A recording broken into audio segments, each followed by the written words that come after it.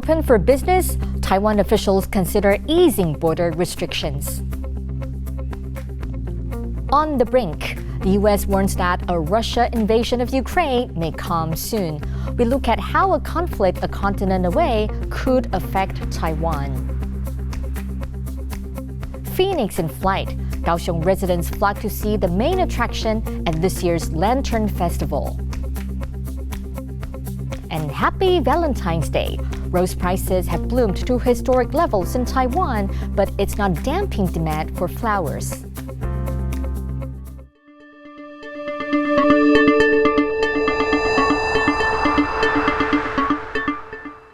A warm welcome to TaiwanPlus News. I'm Betty Chen. Taiwan reported 4 new domestic cases of COVID-19 on Monday and 50 imported ones. The government is considering relaxing Taiwan's strict border restrictions for business travelers. Those who meet the requirements for a business visa would be allowed entry. The government hopes this will attract more economic opportunities for the country.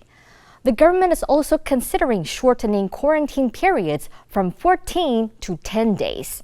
Health Minister Chen says there is scientific evidence that those who don't test positive for COVID-19 after 10 days are unlikely to spread the virus to others.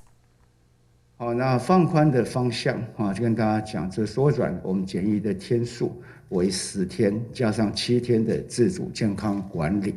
然后第二个我们要从这个全部都是在这种集中式的防疫旅馆或集中检疫所的，转换成开放1人1户和防疫旅馆，均可以作为居家检疫之处所的选择。 After the Philippines last week, Vietnam is now the latest country in Asia to reopen its borders, following tight controls during the COVID-19 pandemic. From Tuesday, international flights will be fully restored, while vaccinated passengers arriving in a country will only need to quarantine for 3 days. Tourism accounts for 10% of Vietnam's GDP. The industry has been dealt a hefty blow by the pandemic. Police in Canada have cleared a cross-border bridge blockaded by anti-vaccine mandate protesters. Up to 30 protesters were arrested near the Ambassador Bridge linking Detroit in the U.S. with Windsor, Ontario after a court injunction. Truckers calling themselves the Freedom Convoy occupied the trade route to oppose a mandate requiring truck drivers entering Canada to be vaccinated against COVID-19 or face quarantine. For nearly a week, the busiest land crossing in North America had been blocked off. The province's premier declared a state of emergency on Friday. Protesters remain in the capital, Ottawa, despite local residents mounting frustration against the occupation on the streets outside of Parliament. Tensions are mounting over Ukraine, with the U.S. saying Russia could launch an invasion of the country this week. Attempts to find a diplomatic way out of the crisis are continuing, with German Chancellor Olaf Scholz due to meet the leaders of Ukraine and Russia. More countries are calling on their citizens to leave Ukraine, as Louise Watt reports. Exploring weapons for the first time. These residents of Mariupol, a Ukrainian port city, are learning how to use a gun from Ukraine's special forces, regardless of their age.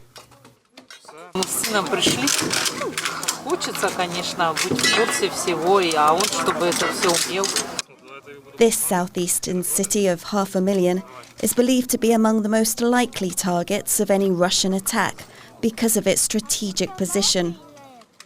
It has access points to the Black Sea and a large ethnic Russian population. The US says it has intelligence that Russia could attack on Wednesday. More American troops arrived in Poland on Sunday to reinforce Eastern European NATO allies. Russia has amassed more than 100,000 troops near Ukraine. Moscow denies invasion plans, but has said it could take unspecified action unless NATO agrees not to admit Ukraine and to withdraw forces from Eastern Europe, demands that NATO and the US have rejected. A phone call between US President Joe Biden and Russian leader Vladimir Putin at the weekend did nothing to ease tensions. On Sunday, Ukraine received Stinger anti-aircraft missiles from Lithuania, the latest of plane loads of aid from NATO members. In the Ukrainian capital Kyiv, Australia and New Zealand became the latest countries to urge their citizens to leave. And Canada shut its embassy, relocating staff to a temporary office in western Ukraine. But on the streets of Kyiv, life goes on as normal. Ukraine's president has cautioned against panic, and some residents of the capital feel the US's warnings are without merit. Я думаю, що війни не буде. Вся війна, можна сказати, в медійному полі. Що думаю, там Байдену яким чином це вигідно. But it's a different picture back in Mariupol, closer to the front line. We go through most dangerous course of action, and if Russia became to attack a massive offensive operation to Kyiv, Mariupol, Odessa and someone else, our people should be ready. These residents are doing what they can to prepare for what may lie ahead. Alex Chen and Louise Watt for TaiwanPlus. Taiwan is closely watching the events unfold as Ukraine-Russia tensions escalate. Our reporter James Chater spoke to Lai Yizhong, the president of Prospect Foundation, a foreign policy think tank based in Taipei. Like Ukraine, Taiwan has a threatening authoritarian neighbor. He explained why comparisons are being made and how a conflict in Eastern Europe could affect Taiwan. Both of them also face the issue about the China always denied Taiwan's international existence, believe Taiwan is a part of China, and even claim to absorb Taiwan through force if necessary. And the Russia, the Ukraine relation, despite Ukraine being an independent sovereign state, but if you look at Putin, the Russian leaders, he continues to deny the historical rights about Ukraine being independent. And there are some saying that China could use this period of time whilst the US is, some say, distracted in engagement with Ukraine, whilst the EU is engaged, whilst NATO is engaged, and that this would give China space and time to, if not invade Taiwan, but at least increase military or diplomatic pressure on Taiwan. Do you think this is a viable possibility? I think the concern definitely is there. That is, due to the current crisis in Ukraine, the U.S. Since 2017-18 about their plan to refocus and get most of the resources here in the Indo-Pacific, especially in the Taiwan Strait. That resource seems to be diluted or has been taken away to face the situation in the Ukraine. So that concern definitely has its validity.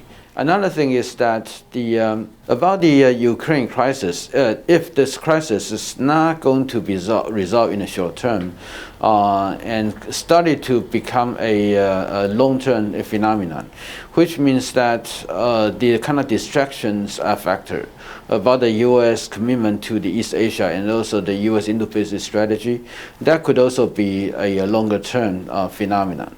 And that definitely could, in some spectators' eyes, that could embolden or encourage China try to do something when the United States is distracted. And there's been some recent reporting showing that Taiwanese President Tsai Ing-wen has set up a task force to specifically study the conflict in Ukraine. What do you think the Taiwanese government will be looking at in this task force, and what do you think they'll be hoping to learn from the conflict? Sometime in the future, Taiwan needs to reconsider its presence and the kind of interest in Russia, because we really need to recalibrate it on this. Another thing is that the internationalization of Taiwan Strait security also demonstrate to China that China needs some real allies should China really want to do something on Taiwan. It's actually about the Russia-China emerging axis. How the Russia becomes a factor in the security regarding Taiwan.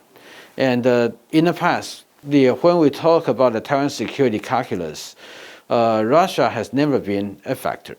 Although we do not think that Russia will send troops to help China to attack Taiwan, but what if Russia is doing something to complicate the international assistance to Taiwan, for example, to complicate U.S., Japan? Yeah, so those are the things that the people, at least I'm concerned about. And concerns of a potential conflict in Ukraine weighed down Taiwan's stock market on Monday. The local bourse lost nearly 2% in early trading and ended the day down 1.7%. The Taiwan Stock Exchange followed markets in the U.S., which dropped on Friday as concerns mounted over tensions on the Ukraine-Russia border. The impact on the TAIEX is expected to be short-lived. The United States, Japan, and South Korea underscored the importance of stability in the Taiwan Strait in joint talks over the weekend. U.S. Secretary of State Antony Blinken met with his Japanese and South Korean counterparts in Hawaii on Saturday as part of a week-long trip to the Indo-Pacific. The three diplomats also discussed the COVID-19 pandemic, North Korea, and regional security, as well as the situation in Ukraine. Strengthening trilateral cooperation among Korea, Japan, and the United States is one of those benchmarks. It's indispensable to virtually everything we want to do in the region. So, as with my entire trip, we're not just talking about focusing on the Indo-Pacific, we're actually doing it. Jade Mountain, Taiwan's highest peak, got a dusting of snow on Valentine's Day as a cold front brought low temperatures and wet weather across the country. Flurries began around dawn on Monday, turning the country's most popular hiking spot into a winter wonderland. And just under 4,000 meters tall, Jade Mountain, also known as Yushan, is the tallest mountain east of the Himalayas. Snowfall is at 0.7 centimeters, with intermittent snow showers expected throughout the day. Coming up after the break, we take you to a southern Taiwan island to join a blazing religious ceremony to ward off disease.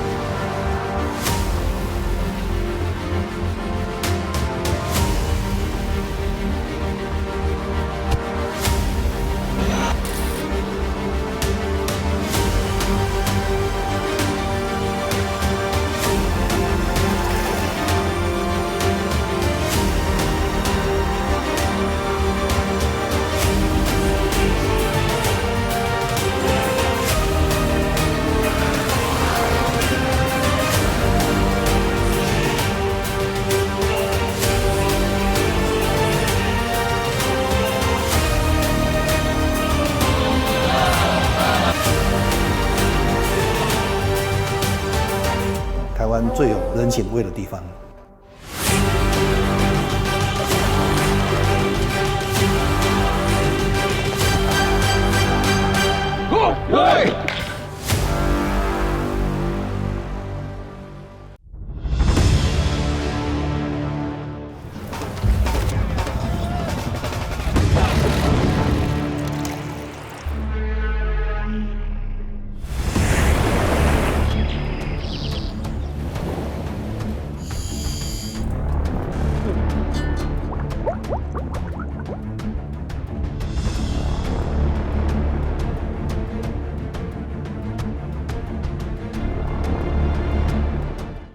Thank you for watching TaiwanPlus. For more great news from Taiwan and around the world, download the app TaiwanPlus.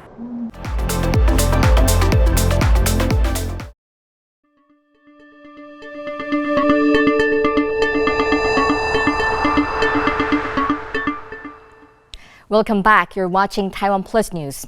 It was a nail-biting finish for one of the world's most watched sporting events, the Super Bowl.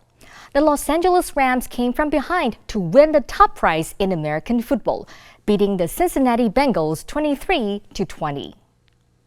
Down by 4 with only 1 minute and 25 seconds left on the clock, Los Angeles Rams wide receiver Cooper Kupp caught a touchdown pass from quarterback Matthew Stafford to put the team up by 3. This is the second Super Bowl for the Rams franchise and first since moving back to Los Angeles in 2016. Their last Super Bowl title came in 1999 when the team was based in St. Louis. The Italian city of Venice is celebrating its first carnival season in 2 years. Revelers are swapping surgical masks for carnival masks as Italian authorities loosen some COVID-19 restrictions. Venice has celebrated its carnival for centuries ahead of the Christian season of fasting known as Lent. But the event was cancelled last year due to the pandemic. Local police say that tens of thousands have come to the city to take part in the fun, a tentative sign of recovery for the city's tourism industry. Around 50 transnational same-sex couples braved the rain in Taipei on Valentine's Day, calling for the right to marry. 我跟你下跪好吗？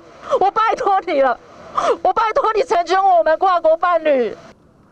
Taiwan made history in 2019 by becoming the first country in Asia to legalize same-sex marriage. But there was a catch. Only foreign nationals from countries where same-sex marriage is legal can tie the knot. This rule has left behind many transnational same-sex couples. Couples tied yellow ribbons on the railings outside the cabinet building, showing their names and their nationalities. The cabinet says it's working to amend the rules to allow marriage for all. But protesters say progress has been too slow. No concrete steps have been taken since a draft bill was introduced in the cabinet more than a year ago. Would you pay more than 200 Taiwan dollars for a single rose this Valentine's Day? Well, that's how much it will cost many this year to express their Valentine's feelings with the traditional roses. But as Canning reports, it's not stopping romance from blooming in Taiwan.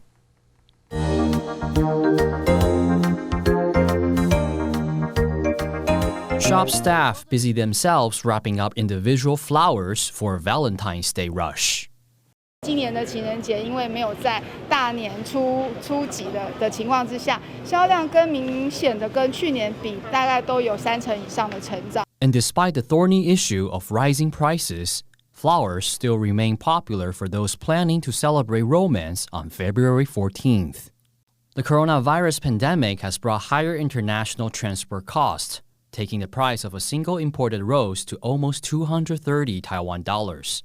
That's over $8 and $1 more than they cost last year. But for those whose budgets may not stretch to a bouquet, florists are recommending Texas bluebells and preserved flowers as a substitute at half the price. 就是象征永恒的爱，这样它不会凋谢，所以它也持续在这2年有很明显的成长，所以它未来应该也有机会跟这个新鲜的花礼就是分庭抗礼。 And as Shakespeare says, if a rose by any other name would smell as sweet, how about rose apples? Florists say they have already proven a big hit with local customers. 实在是非常的热络，很短的时间就销出了将近100盒。 Proving that romance is very much in the air this Valentine's Day. Asnaya Zhou and Ken Ning for TaiwanPlus. 20 years after the city last hosted the event, the Taiwan Lantern Festival is once again lighting up the certain city of Kaohsiung.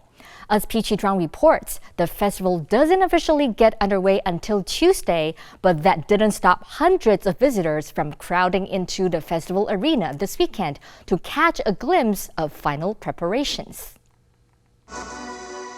A test run ahead of the main event.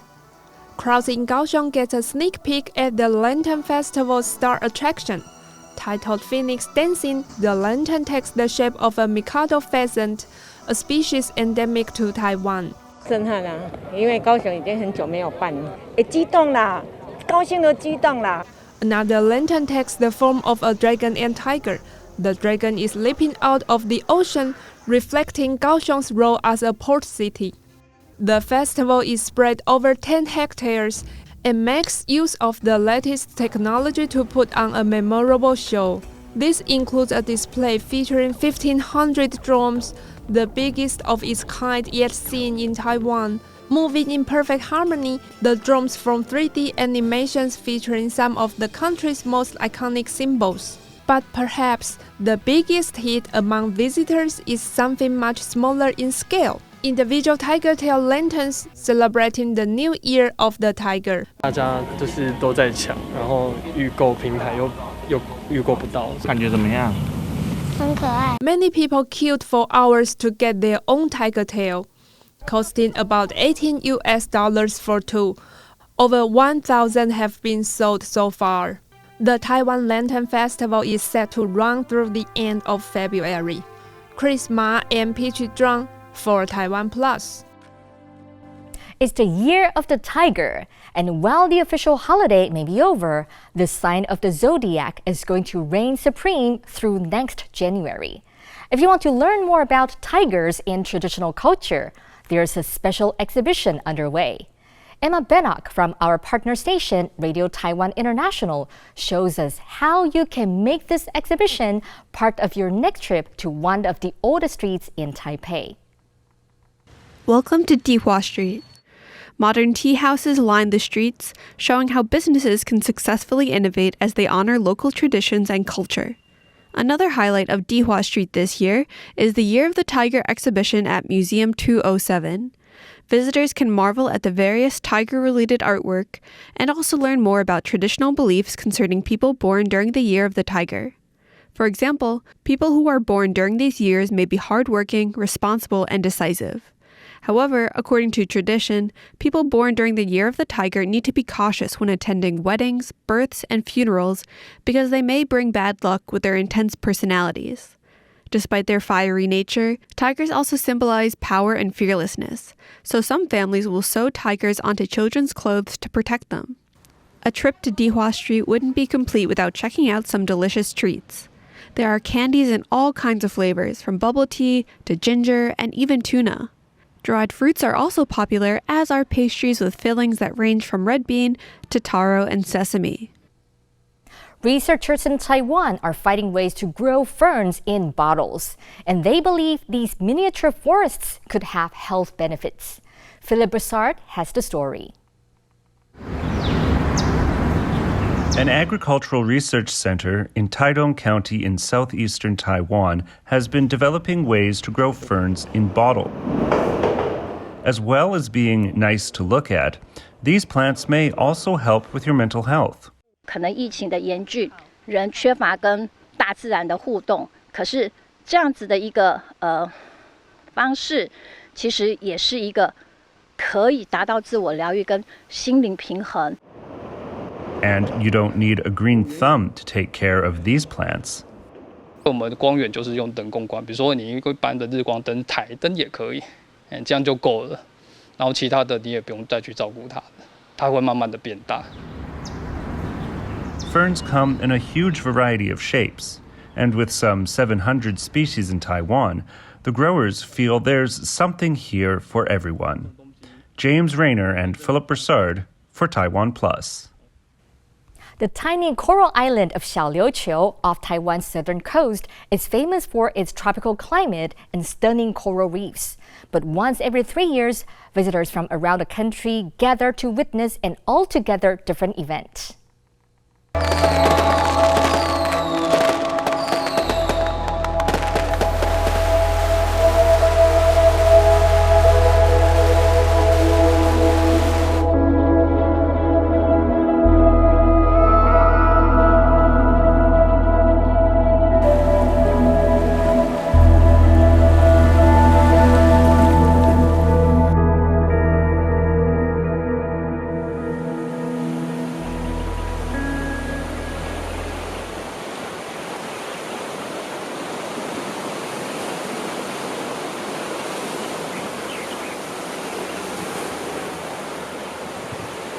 琉球因为是一个岛，就是捕鱼为业，所以当然渔港要平安，而巡渔港也等于是为这些渔船为他们化解他们的灾厄，让他们平平安安的出航，还有丰收的回来。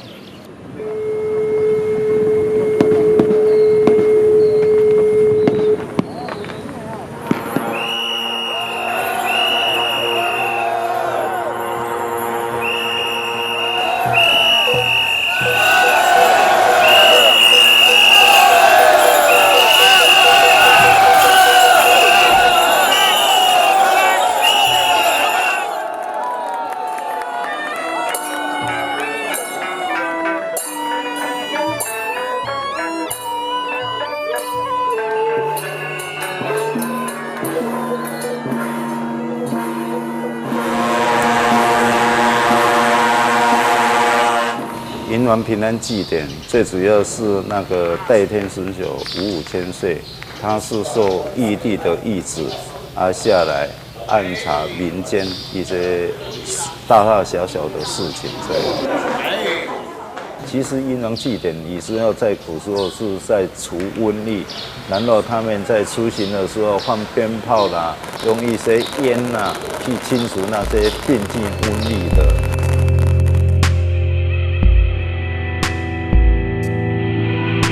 光准废局出发。王船就是把一些瘟疫不清洁的往有这几天出行，把一些全部收集来要带走。因为现在科技比较发达，就是转变为一个平安祭典。Thanks for watching TaiwanPlus News. I'm Betty Chen. Finally, today we leave you with some pictures of Pingxi Sky Lantern Festival. For more stories from Taiwan and around the world, please download the TaiwanPlus app. Stay safe and see you next time.